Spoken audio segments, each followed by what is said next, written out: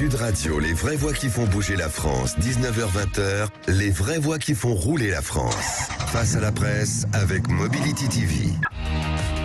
On vous souhaite la bienvenue, les VP qui font rouler la France avec Mobility TV. Désormais, 3e constructeur mondial, le groupe Hyundai Kia n'en finit pas de gagner des parts de marché. En France, les deux marques sud-coréennes connaissaient de bons résultats malgré la morosité du marché automobile. Nous recevrons dans quelques instants Lionel French-Keo qui est avec nous, le président de Hyundai Moteur France. Succès commercial, électrification, évolution des normes et révolution du secteur automobile. Comment les constructeurs se réinventent. Nous aborderons bien sûr tous les sujets, toutes les questions qui accompagnent bien sûr ce succès. On reviendra sur les belles performances de la marque, la stratégie d'électrification, les raisons du succès, l'innovation, le marché. Et pour en parler, nos journalistes, puisque nous sommes face à la presse. Nous sommes face à la presse avec Jean-Éric Raoul de l'Autojournal. Bonsoir. Bonsoir. Et François-Xavier Pietri, ancien chef du service économique de TF1 et auteur du livre Voitures électriques, ils sont devenus fous, à paraître le 12 octobre. Bonsoir. Bonsoir. Je sens que le débat va être électrique. Oui, on va essayer. En espérant qu'il ne soit pas enflammé, c'est tout. Oui, c'est mieux. Il paraît que ça brûle parfois, les batteries. Et on démarre justement sur les performances de 2022, malgré un marché plutôt assez mal en point. Comment on l'explique finalement ? La situation de marché, en fait, elle est finalement très complexe à lire, puisque la réalité du marché, elle est très différente entre les voitures qui sont livrées et les voitures qui sont commandées.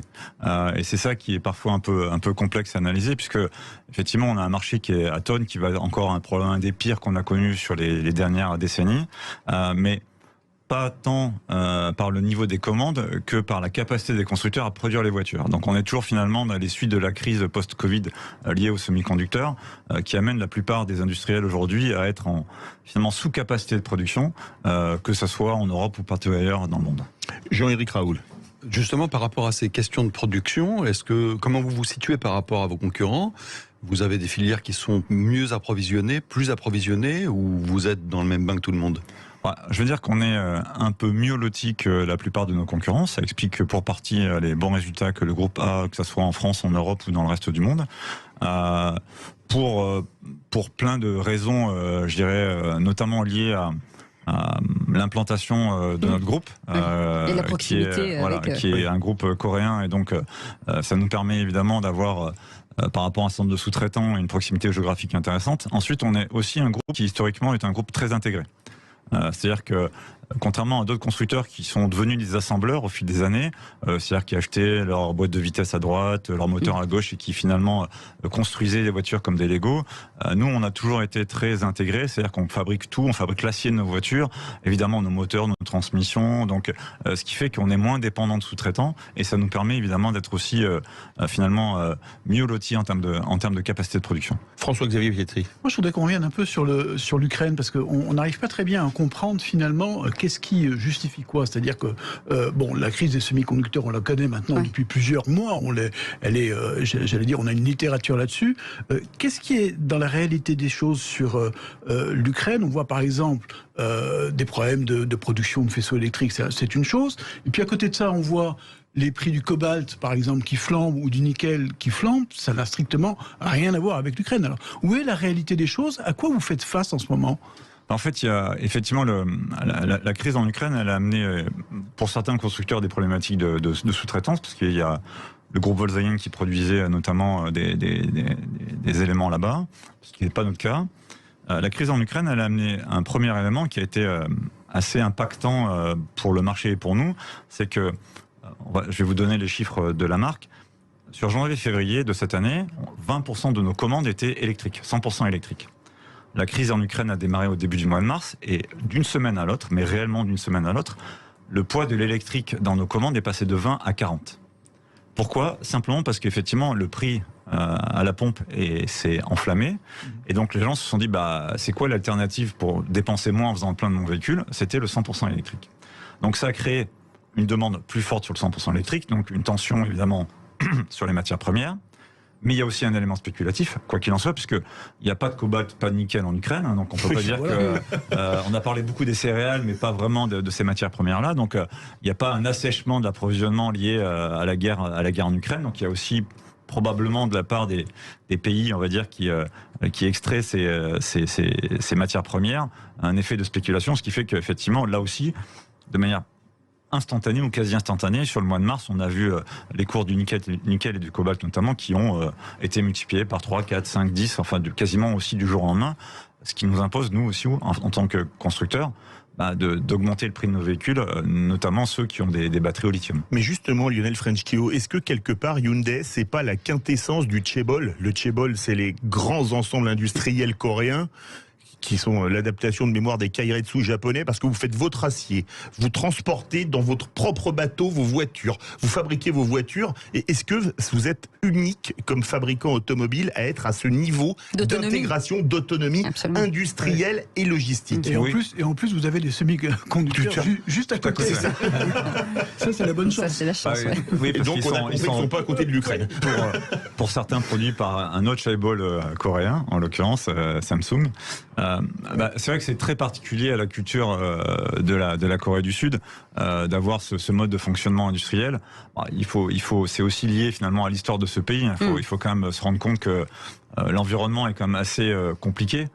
Puisque la Corée a des relations compliquées historiquement avec le Japon, puisque le Japon a occupé la Corée pendant très longtemps, et au nord, les voisins, c'est la Corée du Nord et la Chine. Donc l'environnement n'est pas très favorable, on va dire, d'un point de vue géopolitique. Donc ce qui fait qu'effectivement, le mode de pensée, le mode de fonctionnement a toujours été une forme d'autonomie par rapport à tous ces sujets-là, que ce soit sur l'industrie ou même sur la nourriture d'ailleurs.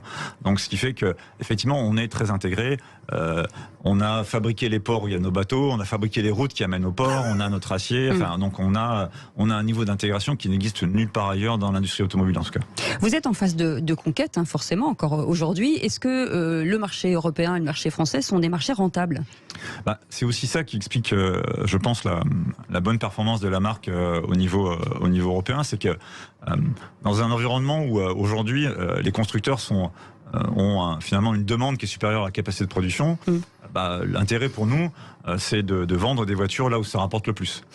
Et donc la chance qu'on a en France et en Europe, c'est qu'effectivement la France et l'Europe sont des marchés profitables pour la marque et pour le groupe, raison pour laquelle on a aussi, on va dire, un niveau d'approvisionnement un peu meilleur que nos concurrents, mais on a aussi des problématiques malgré tout. François-Xavier Pietri veut réagir. Oui, est-ce que finalement la crise ne vous arrange pas? Parce que quand on voit les résultats des constructeurs automobiles, ça a été quand même spectaculaire. Mais oui, attendez, l'année dernière, les comptes faits par le cabinet EY, sur les 16 plus grands groupes mondiaux automobiles, plus 168% de bénéfices en 2021, 134 milliards.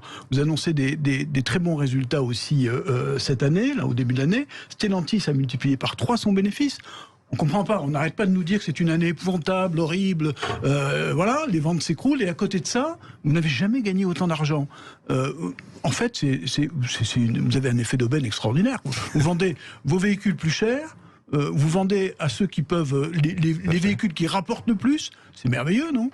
C'est vrai qu'on est dans un instant un peu paradoxal où l'industrie automobile n'a jamais vendu aussi peu de voitures au niveau global et où, pour la plupart des constructeurs en tout cas, la rentabilité n'a jamais été aussi importante. Donc c'est vrai que quand on voit ça de l'extérieur, c'est un peu étonnant. En tout cas, quand on n'est pas plongé dans ça tous les jours. La réalité, c'est exactement ce que vous mentionnez, c'est que le prix des voitures a augmenté, qu'on choisit finalement les clients ou les marchés sur lesquels on vend les véhicules.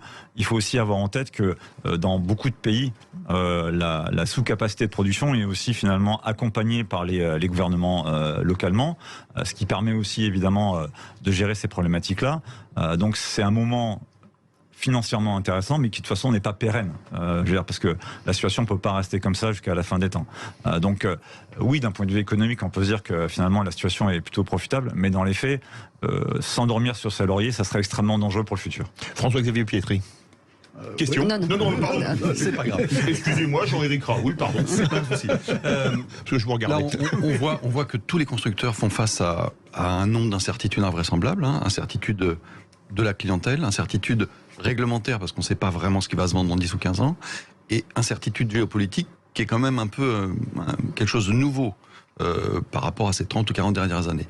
Est-ce que précisément le modèle de forte intégration des constructeurs coréens, c'est pas la martingale, c'est pas la vraie solution par rapport à d'autres groupes qui sont extrêmement éclatés et donc extrêmement dépendants des aléas géopolitiques. C'est sûr qu'on voit les avantages que ça a aujourd'hui, clairement.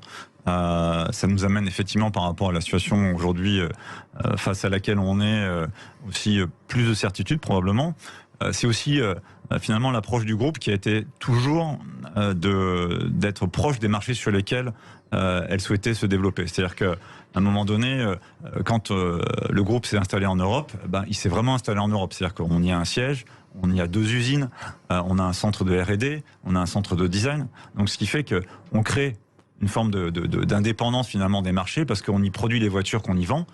Et donc ça permet dans ce cadre-là d'être moins impacté quand il y a des problématiques, je dirais, de sous-traitance, qu'elles soient chinoises ou ailleurs. Donc c'est aujourd'hui effectivement une forme de sécurité que d'autres constructeurs n'ont pas, puisque, je dirais encore une fois, ils ont plutôt une logique d'assemblage que réellement de fabrication. Restez avec nous, les VV qui font rouler la France avec Mobility TV. Lionel French qui est avec nous, un président de Hyundai Motors France, en face à la presse, et on continue bien entendu de discuter jusqu'à 20h, et puis vous pouvez nous appeler 0826 300 300 si vous voulez commenter ou poser des questions. On vous attend au standard. À tout de suite. Sud Radio, les vraies voix qui font bouger la France, 19h-20h, les vraies voix qui font rouler la France. Face à la presse avec Mobility TV.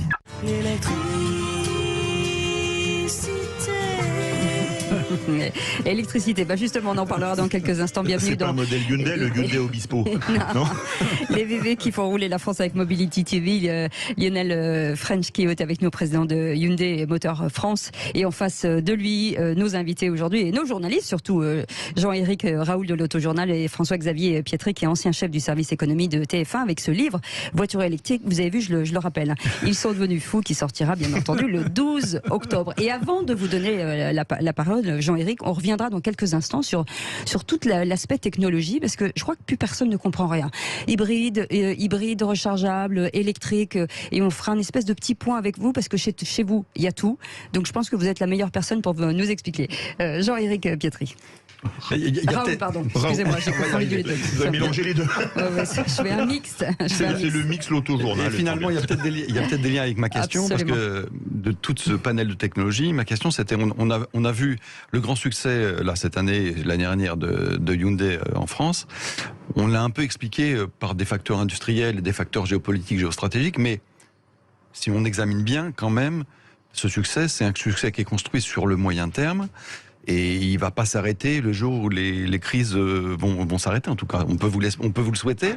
Mais en tout cas, c'est pas la tendance qu'on voit. Donc, comment vous expliquez cette construction du succès, cette prise de part de marché par rapport à des acteurs historiques, des marques italiennes, des marques allemandes ou anglaises, en France, qui étaient des marques fortes. Et là, Hyundai et sa cousine Kia prennent vraiment de la place.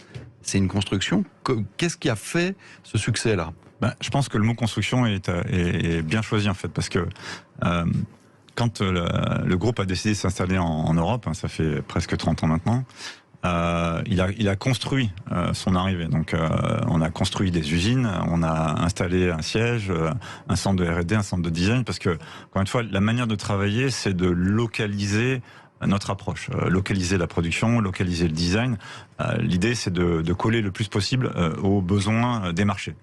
La chance qu'on a, c'est qu'effectivement le groupe est présent sur tous les marchés. Ça nous permet d'avoir un panel de produits et un panel de technologies qui est extrêmement large, finalement, plus large que la plupart de nos concurrents généralistes qui, en France ou en Europe, étaient très centrés sur leur marché domestique, dépendants de leur marché domestique, mais finalement ne répondaient pas ou n'étaient pas à mesure de répondre rapidement au changement du marché. Et c'est vrai que quand on regarde finalement ce qui s'est passé sur les dernières années, le fait que on ne soit pas dépendant du marché français ou du marché européen, ça nous a permis évidemment de développer plus de produits, plus vite, et surtout beaucoup plus de technologies, plus vite que nos concurrents. Donc c'est vrai qu'aujourd'hui, on a dans notre portefeuille du mal hybride, l'hybridation très légère, on va dire, l'hybride rechargeable, l'électrique, et on a le choix dans toutes ces technologies, et on peut avoir ça plus l'hydrogène, que j'allais oublier. Et donc c'est possible. simplement parce que voilà, on vend des voitures en Europe, aux États-Unis, en Chine, en Inde, en Corée, en Amérique latine, en Afrique, donc à peu près partout dans le monde, et on a donc les technologies adaptées à chacun des marchés, et notamment le marché européen. François-Xavier Pietri, peut-être pas. À moins que vous vouliez faire juste, il y a des constructeurs avant vous qui ont fait ça et qui ont été présents sur tous les marchés. En général, ça faisait des voitures un peu banales, un peu qui allait à tout le monde, mais qui allait finalement à personne. Or, il me semble que une des clés dans le groupe Hyundai Kia, c'est que les voitures arrivent à être attractives sur des marchés européens extrêmement exigeants en termes de design, en termes de correspondance aux besoins directs des clients, que ce soit des clients français, marché très difficile, les clients allemands, marché extrêmement difficile aussi. Donc ça, comment vous le faites? C'est des centres de R&D de design qui sont en Europe? C'est exactement ça. C'est que quand je disais qu'on localisait notre approche, au-delà de produire des voitures localement, on les design localement et on y adapte des technologies qui sont adaptées aux besoins locaux. Donc ce qui fait que notre centre de design qui est en Allemagne, il a designé des produits type notre petite citadine i20, i10, Tucson, donc des produits qui sont aujourd'hui nos best-sellers et qui ont été fabriqués pour un marché comme le marché européen, donc qui matchent avec finalement les canons esthétiques, on va dire, des clients de ce continent. Et derrière, on y a amené aujourd'hui des technologies. Sur un Tucson, par exemple, si je prends ce SUV, on a l'essence en mode hybride, le diesel en mode hybride, on a un hybride rechargeable, donc ce qui fait qu'aujourd'hui, on a la capacité de répondre aux besoins de l'ensemble des clients, ce qui est un avantage extrêmement fort quand la plupart de nos concurrents n'ont souvent qu'une ou deux de ces technologies disponibles dans leur portefeuille. Ce qui veut dire qu'aujourd'hui, on est capable de répondre aux besoins des clients particuliers comme des professionnels en étant complètement en phase avec, encore une fois, les clients localement. C'est ça qui fait la différence par rapport à d'autres constructeurs qui, comme vous le disiez, ont une approche globale de leurs produits. En disant, je vais sortir un produit et puis je vais l'envoyer sur tous les marchés. Donc il est moyen sur tous les marchés parce qu'il n'est pas complètement adapté à aucun marché dans les faits. Je rebondis sur l'hydrogène. Vous étiez le premier, les premiers en 2013 avec l'hydrogène. Aujourd'hui, Nexo, un SUV. Est-ce que c'est quoi les objectifs? Alors, j'imagine que vous êtes déficitaire sur le marché, mais aujourd'hui, c'est quoi les objectifs? Parce que ça paraît tellement loin pour plein de gens. En fait, tout à l'heure, vous disiez qu'on profite de la crise. Alors, je ne voudrais pas être considéré comme un profiteur de crise, parce qu'en ce moment, c'est un peu... C'est un sujet... Ça risque de vous coûter très cher. C'est un sujet sensible. Ce ne sera pas l'Ukraine, ce sera vous. Mais après la crise du Covid, l'ensemble des gouvernements en Europe ont dit « Ok, on va faire un plan de relance et on va travailler à des choses qui sont plus vertueuses d'un point de vue environnemental. » Et donc l'hydrogène est arrivé sur la table comme étant une solution de décarboner un certain nombre d'activités, notamment la mobilité, au sens large, parce que transport de personnes, transport de marchandises.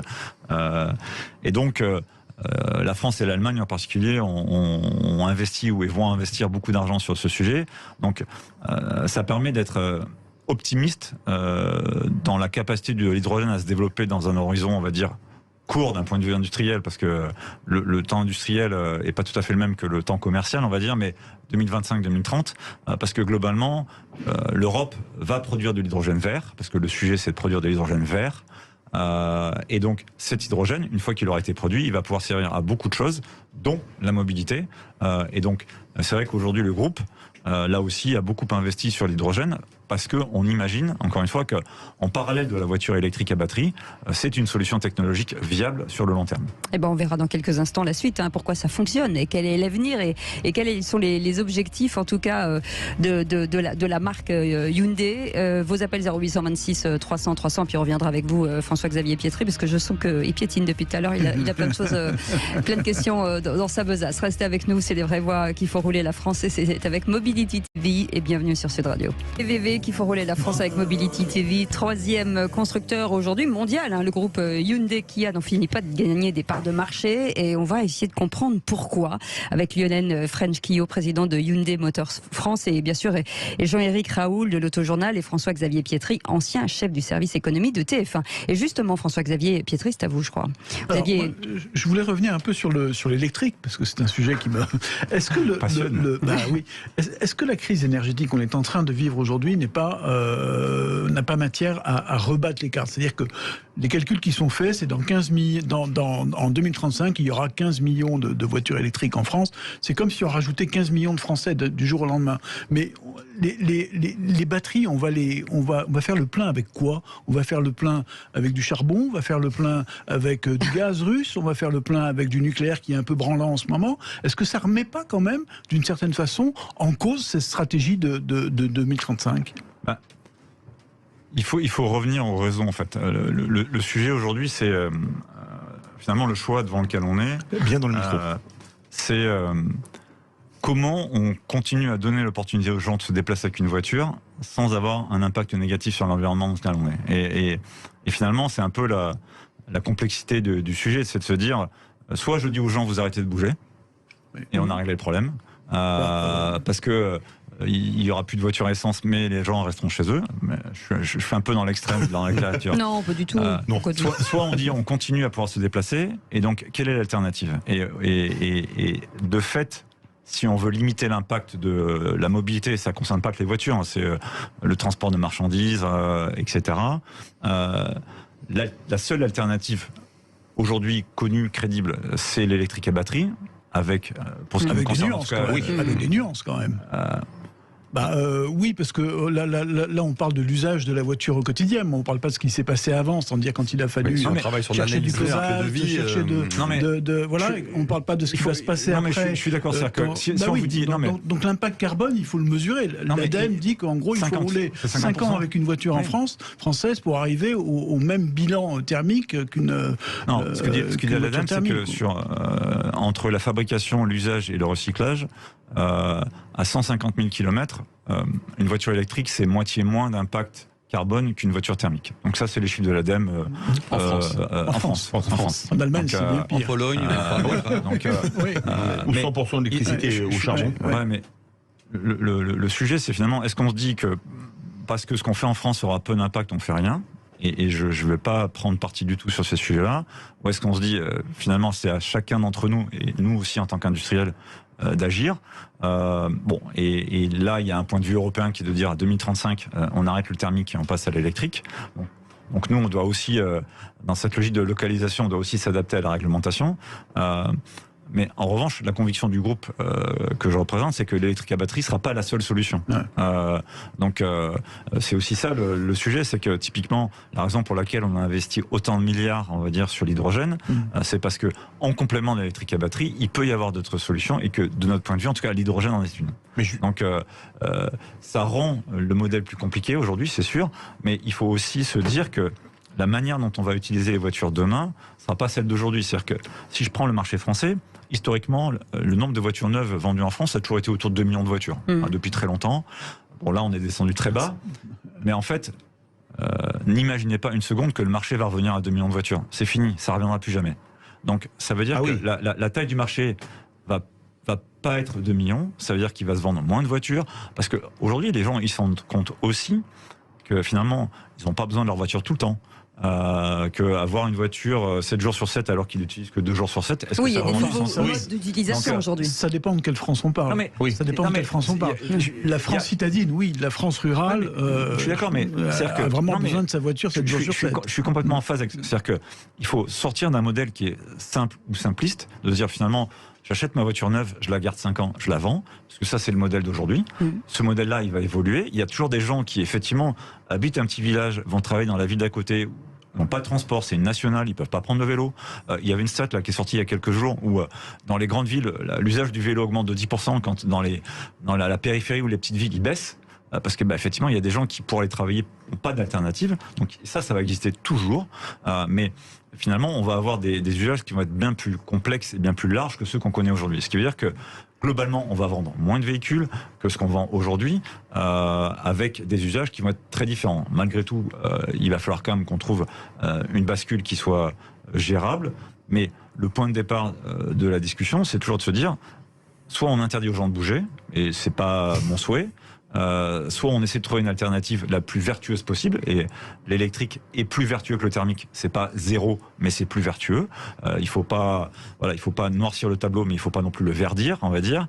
Mais la réalité, c'est que c'est mieux, jusqu'à ce qu'on ait trouvé autre chose. Et le groupe Hyundai, lui, il a déterminé que l'hydrogène était une solution, notamment pour tout ce qui était usage intensif, puisque ça permet d'avoir finalement des grandes autonomies, sans émission de CO2, avec des temps d'immobilisation qui sont très courts, puisque faire le plein d'un véhicule hydrogène, ça prend quelques minutes. Est-ce qu'il va falloir déployer encore plus, parce que je sais que vous avez quand même plus de 160 000 bornes électriques. Est-ce qu'il y a un moment donné, il va falloir déployer, parce que là aussi c'est un problème, soyons clairs, l'accès aux bornes, c'est-à-dire qu'il n'y a pas d'université, enfin c'est compliqué, vous devez vous prendre un abonnement à celui-ci, à l'autre, enfin voilà, donc ça décourage, il y a une partie qui décourage quand même les acheteurs. Excusez-moi, Cécile, chose vécue en rentrant de vacances, il y avait 2 pompes à essence sur 4 sur un gros tronçon où les bornes ne fonctionnaient plus. Ouais. Oui.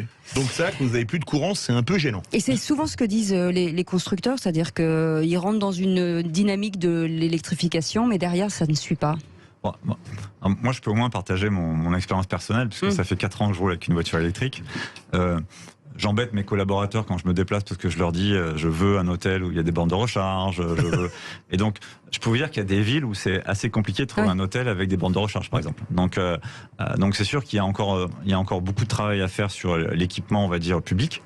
Ça, c'est un premier élément. Mais il y a aussi beaucoup de travail à faire sur l'équipement privé, parce que la réalité aujourd'hui, c'est que malgré tout, 90% des charges qui sont faites, elles sont faites à domicile.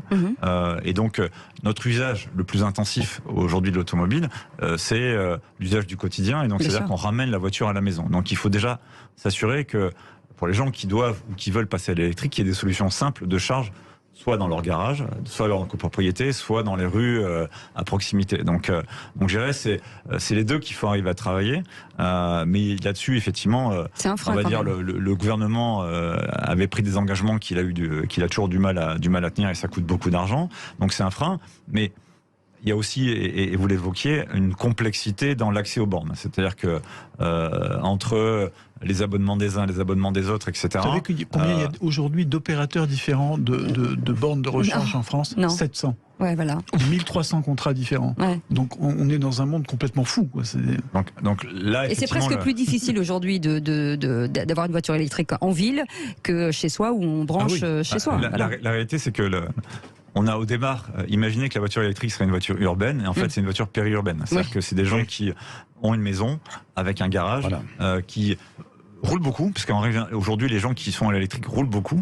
C'est vraiment des véhicules avec des gros kilométrages, mais qui rentrent tous les soirs à la maison pour pouvoir charger pendant la nuit. Donc la réalité de l'électrique, jusqu'à ce jour, c'était celle-là. Ça va évoluer, parce que l'offre se diversifie, puis parce que les contraintes dans les grandes métropoles sont de plus en plus importantes, je dirais, pour des voitures qui sont thermiques. Mais ça prend un peu de temps. Moi, je vis dans Paris, je n'ai pas de garage, donc là où je charge mon véhicule, c'est à mon travail, en fait. Venez chez moi. Qu'est-ce que les gens disent? C'est une invitation. Allez. Mais ça rend effectivement. Elle veut un prix sur une voiture, là. C'est la bagarre dans les boîtes. Oui, c'est ça. Restez avec nous. On revient dans quelques instants. On parlera aussi du second marché, peut-être de l'occasion, ce qui est important. Qu'est-ce qu'on va faire de toutes ces voitures? Ça, c'est une grande question. Et vous voulez nous appeler au 0826 300 300. Je crois qu'on a un auditeur qui veut vous poser une question. C'est les VV qui font rouler la France avec Mobility TV. On revient dans un instant. À tout de suite. Sud Radio, les vraies voix qui font bouger la France. 19h-20h, les vraies voix qui font rouler la France. Face à la presse avec Mobility TV. Et nous sommes toujours là jusqu'à 20h. Oui, bien sûr, les vraies voix qui font rouler la France avec Mobility TV et notre invité. Notre invité, Lionel French-Kio, président de Hyundai Motor France. Et le sujet fait réagir. On nous appelle au 0826 300 300. Bonsoir Christophe. Bonsoir Christophe. Bonsoir Philippe, bonsoir à tous. Vous avez une question sur les utilitaires, a priori. Alors j'avais une petite question ou remarque. Moi j'ai une petite entreprise, très petite entreprise, une dizaine de personnes, d'ingénieurs et techniciens. On intervient dans le bâtiment et on fait des contrôles et des expertises d'installation. Donc pour travailler, on n'a pas besoin de véhicules. Alors bien évidemment, on est tous équipés de véhicules.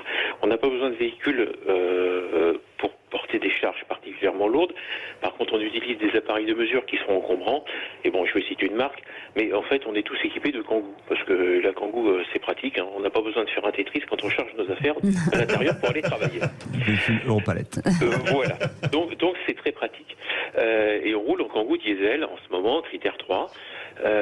Et donc, si j'ai tout compris, nos politiques, et particulièrement la ville de Paris, enfin, de toute façon, on va dire tout ce qu'on appelle zone en faible émission. Donc, pour nous, Parisiens, tout ce qui est à l'intérieur de la 86, à partir de l'été prochain, on pourra plus circuler avec ces véhicules-là. Non. Et lorsque je regarde un peu, alors j'ai pas une connaissance, je suis pas du tout expert dans le monde de l'automobile, mais je ne vois pas de gabarit de véhicule dans ce modèle-là, donc un Kangoo, un Partner, ou autre, excusez-moi pour les concurrents, qui permettent de se déplacer avec des véhicules hybrides. Alors, un autre domaine, je travaille dans le domaine de l'énergie, j'ai fait mes études dans le domaine de l'énergie. Je pense que le véhicule hybride, en termes de gestion de l'énergie et d'intelligence énergétique, n'est pas forcément une bonne solution. Mais au moins, ça nous permettrait de travailler. Et je pense que les constructeurs nous ont oubliés, les artisans, les petites entreprises, les très petites entreprises. Et on est tout un paquet, je pense, dans les zones des ZFE, où je ne sais pas comment on va travailler dans quelques temps. Donc, c'est amusant, Christophe, parce qu'on a quelqu'un qu'on connaît bien sur Sud Radio, la présidente du syndicat des bouchers de Paris, qui dit « Est-ce que les pros de l'alimentaire n'ont aucun véhicule pensé pour transporter certaines denrées comme les carcasses de viande dans les ZFE ?» Alors, est-ce que Hyundai est prêt à aider nos artisans qui sont dans le bâtiment et nos artisans bouchers, entre autres? Alors, pour l'instant, on ne fait pas d'utilitaire, mais effectivement... On peut vendre une voiture, là. Attention à ce que vous dites. mais on planifie, dans les 2 ans qui viennent, d'avoir un utilitaire hydrogène, en l'occurrence. Mais pour répondre à la question... parce que la question sur la technologie était intéressante. Si l'artisan, que ce soit Christophe ou un autre artisan, travaille dans l'intramuros de Paris, peut-être qu'un véhicule électrique répond à ses besoins, peut-être plus qu'un véhicule hybride. Et c'est vrai que vous aurez du mal à trouver aujourd'hui des véhicules utilitaires hybrides. Alors, j'ai pas une connaissance exhaustive, mais je pense pas que ça existe. Des électriques, vous en avez déjà, qui ont des gabarits proches du Kangoo. Je vais pas faire la promotion de mes concurrents.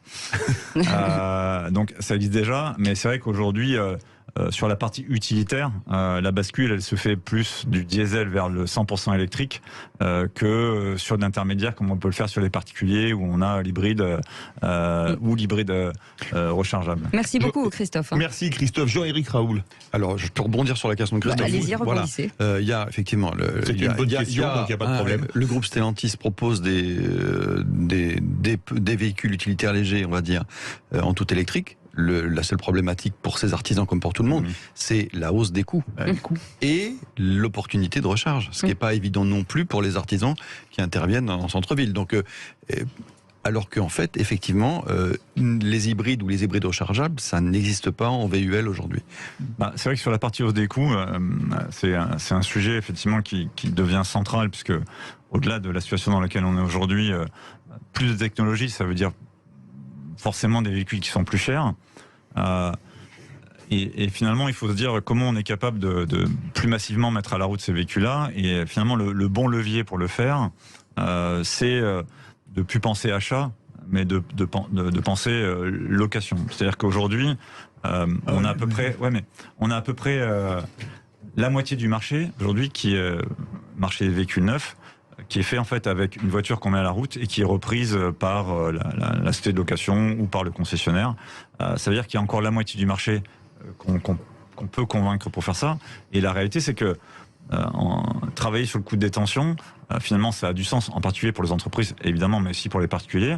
Parce que finalement, quand on avait l'habitude, de financer son véhicule sur 5 ans, une voiture qui vaudrait 100, je la finance sur 5 ans, ça me coûte 20 tous les ans, plus les intérêts.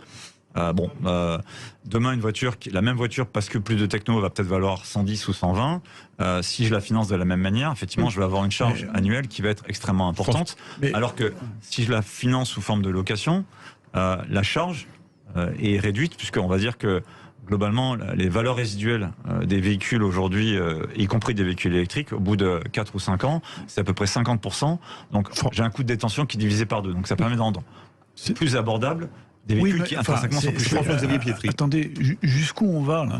Jusqu'où on va ? Parce que quand on voit l'évolution, alors déjà, l'évolution du prix des voitures, c'est spectaculaire, c'est plus 35% en 10 ans, c'est la cote de l'Argus, on est passé en gros de 19 000 à 27 000 euros, voilà. Le prix d'entrée catalogue, pardon de reprendre toujours la Zoé, c'est 32 000 euros. Le prix d'une Clio, c'est 17 000. Jusqu'où on va ? C'est-à-dire que les Français, on le voit, on se plaint de ce que le marché baisse tous les mois depuis 14 mois consécutifs de baisse des ventes. Est-ce qu'il n'y a quand même pas ? Et évidemment, tout ça étant très aidé par l'État. Est-ce qu'il y a une possibilité à augmenter les prix comme ça indéfiniment ? On voit bien que non. Enfin, je veux dire, donc la voiture devient un produit de luxe, devient un produit de niche, devient... Non, c'est-à-dire que il faut revenir en fait à l'usage. Le sujet, c'est pour ça que je disais tout à l'heure, il faut pas appréhender le marché comme il était avant, il faut essayer d'appréhender le marché comme il va être demain. Et la réalité, c'est que aujourd'hui, la plupart des gens qui achètent une voiture ou qui la louent, peu importe, dans les faits, ils achètent quelque chose dont ils n'ont pas l'usage, pas réellement l'usage. C'est-à-dire que vous achetez une voiture... En tout cas pas à 100%. Voilà, ouais. que vous utilisez, que vous avez donc en possession à 100%, mais que dans les faits, que vous utilisez 2 fois par semaine, 1 heure par jour. Et donc, de fait, la croissance des prix, les contraintes réglementaires vont amener une prise de conscience par rapport à l'usage des voitures qui va faire que... oui, le prix de la technologie va rendre les produits plus chers, et on n'a pas parlé du coût de l'autonomie des voitures, qui est encore un coût additionnel. Mais finalement, comme le pouvoir d'achat des gens ne va pas changer, parce que si j'avais 100 euros ou 200 euros à mettre par mois dans ma voiture, c'est pas parce que je vais acheter une voiture électrique que subitement je vais avoir 300 ou 400 euros. Enfin, sauf si je vais voir mon patron en disant... J'achète une voiture électrique. Ça va pas marcher. Ça marche pas. Enfin, en tout cas, essayez toujours. On peut essayer, mais c'est pas sûr. Donc ça va aussi obliger les gens à revoir la manière dont ils utilisent la voiture. Et donc de se dire, d'acheter quelque chose dont ils ont réellement l'usage. Donc oui, il y a des gens qui ont besoin tous les jours de leur voiture, et ceux-là, ils vont continuer à... Mais il y a des gens qui... Donc Christophe qui nous a appelé tout à l'heure. Mais donc, pour ces clients-là, encore une fois, il y a aujourd'hui une réponse technologique qui existe, qui est complexe, qui est plus complexe, c'est sûr. Et après, il y a des moyens... on va dire financiers, pour arriver à appréhender aussi ces problématiques au travers de l'allocation des véhicules et plus de l'achat, parce qu'encore une fois, le même véhicule, si je le travaille en coût de détention, il va me coûter mensuellement ou annuellement moitié moins cher que si je l'achète purement et simplement. C'est pour ça que finalement, vous avez raison quand vous dites entre une Zoé et une Clio, il y a une différence de coût à l'achat, mais quand vous regardez le loyer, il n'y en a pas. Parce que aussi, aujourd'hui, les valeurs à 4 ans ou 5 ans des voitures technologiques, qu'elles soient hybrides, électriques ou hybrides rechargeables, sont meilleures que les voitures thermiques. Merci beaucoup Lionel French-Kio, président de Hyundai Motor France. Merci beaucoup Jean-Éric Raoul de l'Auto-Journal et François-Xavier Pietri, ancien chef du service économique de TF1 et auteur du livre Voitures électriques, ils sont venus fous, qui sort le 12 octobre. On en parlera à mon avis sur Sud Radio, ma chère Cécile. Vous reviendrez, oui.